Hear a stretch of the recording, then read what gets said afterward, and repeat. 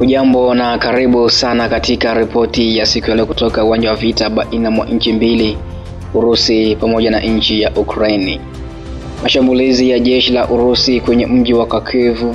yamepelekea kupoteza maisha kwa watu 4 na kujeruhi wengine 12, ambapo gavana wa eneo hilo wa kuitwa Olei Syniehubov aliandika hivyo kwenye ukurasa wake wa Telegram. Katika ripoti hii utasikia taarifa ya mashambulizi katika maeneo kadhaa huko Ukraini, lakini pia mwishoni mwa taarifa hii utasikia juu ya kile ambacho Urusi imeamua kukitamka juu ya kumaliza vita hivyo. Pia mwishoni mwa ripoti hii utasikia pia ujumbe ambao NATO imeweza kuwafiki juu ya kumaliza vita hivyo. Basi karibu sana na ungana nami mwanzo hadi mwisho wa ripoti hii. Kabla ya yote na kukumbusha tu kubonyeza neno subscribe kama bado hujafanya hivyo, na karibu sana JMTV. Mashambulizi ya jeshi la Urusi kwenye mji wa Kharkiv yamepelekea upotevu wa maisha au vifo vya watu takribani 4 na kujeruhi wengine 12, ambapo ripoti hiyo alithibitisha gavana wa kuitwa Olei. Miongoni mwa majeruhi ni wafanyakazi 3 wa huduma za dharura ambao walikuwa katika eneo la tukio kwa ajili ya juhudi za uokoaji ili kukabiliana shambulio la awali la Urusi, pamoja na raia mmoja, ambapo kwa mujibu wa polisi wa eneo hilo raia huyo alikuwa mwanamke mwenye umri wa miaka 69. Kwa ujumla kabisa watu 12 wameripotiwa kujeruhiwa kutokana na mashambulizi ya ndege zisizokuwa na rubani, na waathiriwa wote wanapatiwa msaada wa matibabu. Ndege zisizo na rubani za Urusi zilikumba mji huo mwendo wa saa 1 wakati wa eneo hilo na kuharibu nyumba kadhaa na jengo la ghorofa 14 lililoinuka. Na kutokana na mgomo huo, mwanaume mwenye umri wa miaka 33 na mwanamke mwenye umri wa miaka 71 waliripotiwa kupata majeraha. Kisha majira ya saa 1:55 saa za asubuhi, ndege 2 zaidi zisizo na rubani zilipiga mji huo na kupelekea vifo vya wafanyakazi 3 wa dharura ambao waliitwa eneo la tukio kufuatia shambulio la kwanza. Majengo 3 ya kupanda juu, 3 ya kuzima moto, jengo la hospitali na magari 2 ya kubeba wagonjwa yaliharibiwa katika mashambulio hayo ambayo yalifanywa na Urusi kupitia ndege zake zisizokuwa na rubani. Syniehubov alitangaza kwamba ndege 15 za Urusi zisizokuwa na rubani zilitolewa katika eneo la Oblast, ambazo baadhi ziliangushwa na ulinzi wa anga wa Ukraine. Mashambulio tofauti dhidi ya Kharkiv Oblast siku ya jana yalijeruhi pia mwanamke mwenye umri wa miaka 55 pamoja na mwanaume mwenye umri wa miaka 70. Makazi katika Kharkiv Oblast mwa Ukraini, wakazi wengi katika maeneo wanakabiliwa na mashambulizi ya karibu kila siku na vikosi vya Urusi kwa sababu ya ukaribu wao na mpaka wa Urusi. Hivyo watu hao hali ni tete au hali ni mbaya sana, kwani maisha yao kila siku yapo na wasiwasi mkubwa kulingana na mashambulizi ambayo kila siku huweza kufanywa na jeshi la Urusi. Na baadaye jeshi la Urusi lilielekeza mashambulizi yake eneo la mashariki mwa mkoa wa Donetsk na kusababisha vifo vya watu 2 na mtu mwingine alijeruhiwa kutokana na shambulio la Urusi dhidi ya kijiji cha New York, ambapo gavana wa kuitwa Vadim Filanshkin aliripoti na kuthibitisha taarifa hiyo. Vile pia kwa wakazi wa eneo la mashariki mwa Ukraine Oblast wanateseka na mashambulio ya kila siku ya jeshi la Urusi kwa sababu ya ukaribu wao na mstari wa mbele wa jeshi hilo.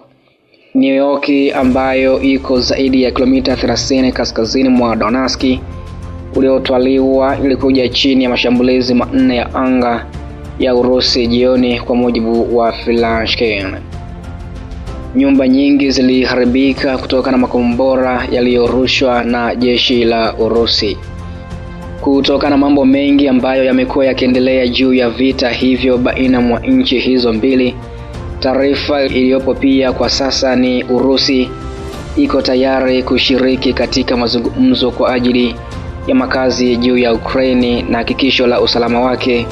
lakini tu kwa masharti sawa ambayo yanasababisha haki katika maslahi muhimu ya usalama wa Moscow, ambapo ripoti hii imethibitishwa na waziri wa mambo ya nje wa Urusi wa kuitwa Sergei Lavrov, ambapo mazungumzo ya uaminifu kati ya Urusi na Ukraine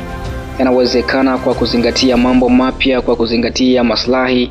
ya usalama ya Urusi. Kwanza kabisa, kama alivyosema rais wa nchi hiyo wa kuitwa Vladimir Putin kwenye hotuba yake ya hivi karibuni, ambapo alisisitiza ya kuwa yuko tayari na wako tayari bila shaka kuhakikisha makubaliano kama hayo ambayo yatazingatia maslahi ya usalama ya nchi nyingine ikiwemo Ukraine. Lavrov alieleza hivyo juu ya kumaliza mzozo au kumaliza vita hivyo, ambapo pia kwa mujibu wa mwanadiplomasia wa juu wa Urusi alisema kulikuwa na fursa kama hiyo tangu mwezi Aprili mwaka juzi, yani 2022 pale mjini Istanbul, lakini ilichorwa na waziri mkuu wa Uingereza wakati huo Boris Johnson, huku akiungwa mkono na Marekani peke yake. Na wakati hayo pia yakiendelea kushika gumzo juu ya kumaliza mzozo huo, shirika la mkataba wa Atlantic Kaskazini limebuni ujumbe wa kusaidia Ukraine, ambapo waziri wa mambo ya nje wa Poland wa kuitwa Radoslaw Sikorski amesema kufuatia mkutano wa wanadiplomasia wa ngazi ya juu wa NATO mjini Brussels, ambapo wanadiplomasia hao walifanya uamuzi wa kuanzisha ujumbe wa NATO kuhusu Ukraine, ambapo pia alisema hiyo haitokuwa inamaanisha kuwa NATO itaingia vitani, lakini badala yake ya kwamba sasa itaweza kutumia uwezo wa NATO kuratibu mafunzo na kupanga kusaidia Ukraine kwa njia bora. Wizara ya mambo ya nje ya Poland ilinukuliwa kuhusu taarifa hiyo ya kumaliza mzozo wa vita hivyo. Awali kabisa, Sikorski alitangaza mipango ya kuunda mission hiyo kabla ya mkutano huo kufanyika Brussels. Alisema kuwa ujumbe huo hautashiriki katika mapigano nchini Ukraine. Na rais wa Ufaransa Emmanuel Macron alisema mnamo Februari 29 ya kwamba nchi zipatazo 20 za Magharibi zinazoshiriki mkutano wa Paris wa hivi karibuni kuhusu usaidizi zaidi wa Kiev zilikuwa zimejadili uwezekano wa kupeleka wanajeshi wa ardhini nchini Ukraine, kwa mujibu wa kiongozi huyo wa Ufaransa. Lakini baadaye ilisemekana kwamba hakuna mwafaka uliofikiwa kuhusu swala hilo, lakini inawezekana kama huo hauwezi kupingwa siku zijazo. Baada ya mkutano huo, nchi nyingi zilizoshiriki katika mkutano huo ikiwemo Poland zilisema ya kuwa hazikuwa na mpango wa kupeleka vikosi vyake nchini Ukraine na kupinga wazo la kuhusika moja kwa moja katika operesheni za kijeshi dhidi ya Urusi. Na hiyo ndiyo taarifa ambayo kwa leo iko juu zaidi juu ya kile ambacho pia jeshi la Ukraine limeweza kukifanya katika maeneo ya Donetsk lakini pia Kharkiv, ambapo kila siku maeneo hayo pia yamekuwa yakipelekewa mashambulizi ya makombora, lakini pia hata ndege zisizokuwa na rubani zimekuwa zikirushwa katika maeneo hayo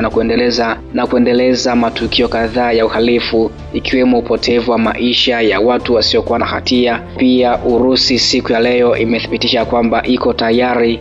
kukaa chini kumaliza vita hivyo kama tu maslahi ya pande zote mbili yatazingatiwa, ili kuweka maisha ya amani na furaha kwa wakazi wa Ukraine ambao kwa sasa wanaishi maisha ya wasiwasi sana.